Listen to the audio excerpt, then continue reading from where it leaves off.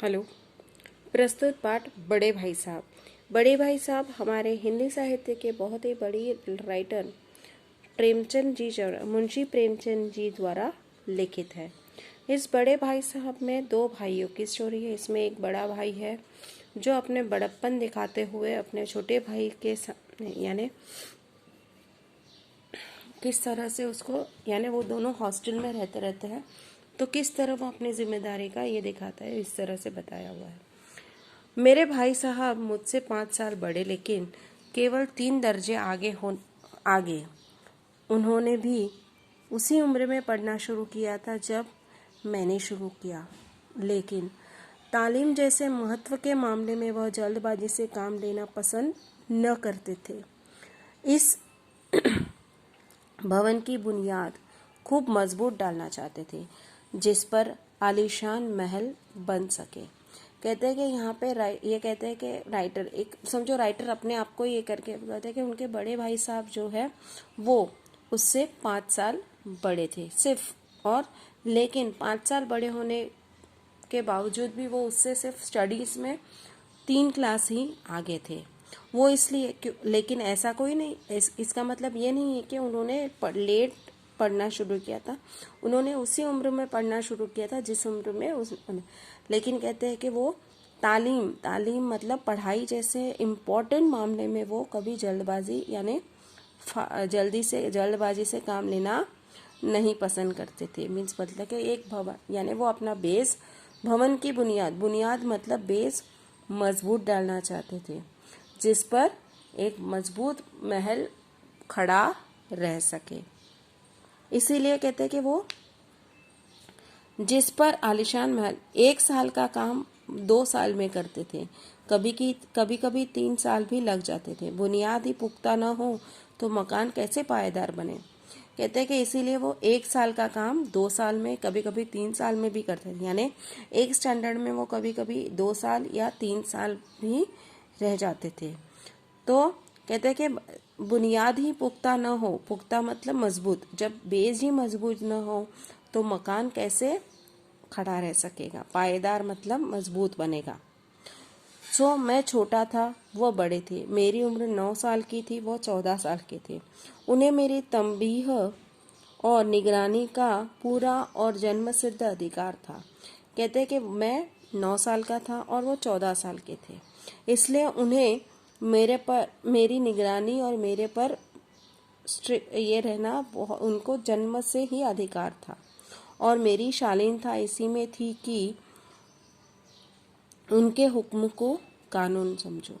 मतलब मेरे भी उसमें ये था कि मैं उनके हुक्म को कानून समझूं। मुझे उनके हर इंस्ट्रक्शंस को फॉलो करना, यही मेरी ये थी जेंटलनेस।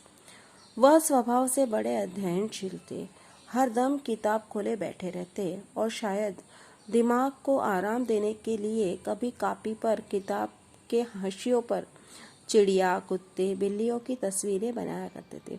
देखिए स्वभाव कहते हैं कि उनके बड़े भाई साहब जो थे वो स्वभाव से बहुत ही शालीन, अध्ययनशील, मतलब हमें पढ़ाकू थे। मीन्स हमेशा वो बुक लेकर पढ़ते रहते थे और लगता है कि उनकी बुक को देखो तो ऐसा लगता था कि कभी पढ़ते पढ़ते अपने दिमाग को रिलैक्स करने के लिए वो उनके वो जो ये हाशिए से कहते हैं, हाँ, तो बोलता है कि उस पर कभी कुछ ड्राइंग्स कुछ ऐसे लिखे करते थे। जैसे किसी को आदत रहती ना, पढ़ते पढ़ते बुक पर कुछ ना कुछ लिखते रहना, कुछ ड्राइंग बनाते रहना, वैसे उनको भी आदत थी। तो कभी चिड़िया, कुत्ते, बिल्लियों की तस्वीरें बनाया करते थे। कभी एक ही नाम या शब्द या वाक्य 10-20 बार लिख डालते। कभी एक ही सेंटेंस या एक ही नाम को 10 to 20 टाइम्स लिख डालते। कभी शेर को बार बार सुंदर अक्षरों में नकल करते। कभी कोई एक शेर रहता, उस शेर को बार बार सुंदर हैंडराइटिंग्स में कॉपी करते थे। नकल करना मतलब कॉपी करते रहते थे। कभी ऐसी शब्द रचना करते जिसमें न कोई अर्थ होता न कोई सामंजस्य। बोलता है कि कभी तो ऐसी शब्द रचना मतलब सेंटेंस फॉर्मेशन कर देते जिसका कोई मीनिंग रहता ना कोई उसका मेल रहता। सामंजस्य मतलब मेल। मसलन एक बार उनकी कॉपी पर मैंने यह इबारत देखी, मीन्स फॉर एग्जाम्पल, मसलन मतलब एग्जाम्पल, मैंने उनके एक बार एक बुक पर ऐसा देखा कि क्या क्या लिखा हुआ था। देखो, स्पेशल, अमीना, भाइयों भाइयों, दरअसल, भाई भाई, राधे श्याम, श्रीयुत राधे श्याम। 1 घंटे तक इसके बाद आदमी का चेहरा बना हुआ था। मीन्स 1 घंटे तक देखा जाए तो उतना 1 घंटे तक पढ़ सके उतना बड़ा बड़ा बड़ा सब बहुत बहुत लंबा लंबा लिखा हुआ था। और बाद में लास्ट में, इन सब लिखावट के लास्ट में एक आदमी का चेहरा बना हुआ था। मैंने बहुत चेष्टा की कि इस पहेली का कोई अर्थ निकालूं, लेकिन असफल रहा और उनसे पूछने का साहस न हुआ। तो राइटर कहते हैं कि ये देखकर मैंने बहुत कोशिश की, चेष्टा की मतलब बहुत कोशिश की कि इनका जो पहेली है, पहेली को मैं सुलझाऊं, मतलब सॉल्व करूं, इनका ये जो पज़ल है उसको सॉल्व करूं। लेकिन मैंने बहुत कोशिश की, लेकिन ये पज़ल मैं सॉल्व नहीं कर पाया। और ये क्या है, ये मैं उनसे पूछने की भी मुझ में ताकत नहीं थी कि मैं अपने बड़े भाई को जाकर पूछूं कि ये आपने क्या लिखा है, इसका मतलब क्या हो सकता है। वह 9वीं जमात में थे, मैं 5वीं में, क्योंकि वो 9th स्टैंडर्ड में थे और मैं 5th स्टैंडर्ड में।